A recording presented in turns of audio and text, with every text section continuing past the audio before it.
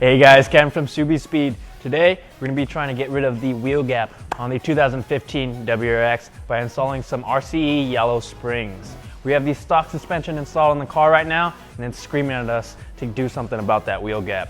So I'm going to go through the install process, then we'll be able to see how it looks in the end. First step is getting your car up in the air and getting those wheels off. Once you have those off, you're going to want to remove the ABS and the brake lines. The ABS just pops right off and the brake line is held on with a 12mm bolt.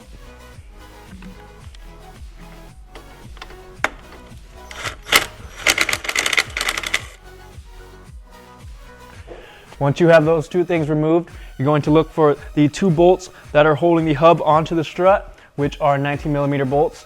Go ahead and remove those.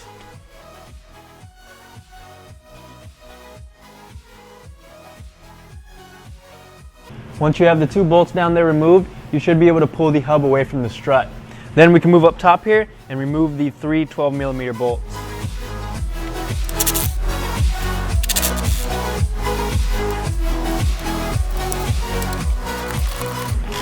Now when you're removing this, you may want to have someone help you and hold it from underneath, so when it drops out, you have someone supporting it.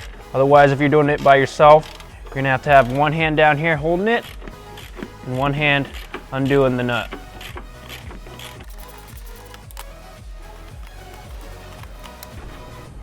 Once you have those unscrewed, you can go ahead and pull the strut out.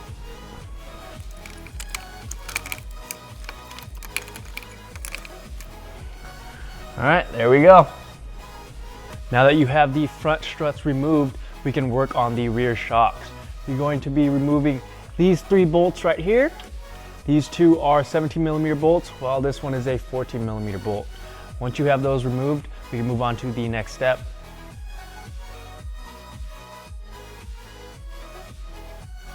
Once you have the bolts down there removed, you're going to take out the carpet in the back of your trunk here and look for two bolts holding in the top of these shocks. Go ahead and remove those. Those are the 14mm.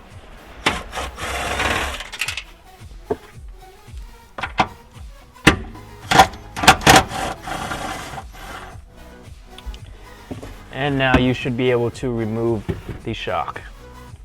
Now that your front and rear struts and shocks are removed, we can worry about uninstalling the top hat and installing your new springs.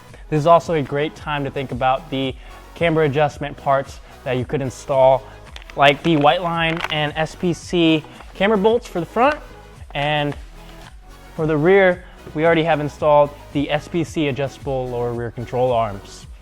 Now to remove the top hat, there's just a small cover on the top and a 17mm bolt that you'll need to remove. Before you remove that, you want to make sure you have compression tools on the spring so that the spring doesn't pop out once you have the top hat removed. Once you have those top hats removed and the stock springs removed, you can transfer the compression tools over to your new springs and then get everything reinstalled. You're going to want to make sure the bump stops from your new set of springs are also installed and that you have everything torqued down. Once that's ready to go, it's just a matter of getting everything put back together and torqued down, and you're set.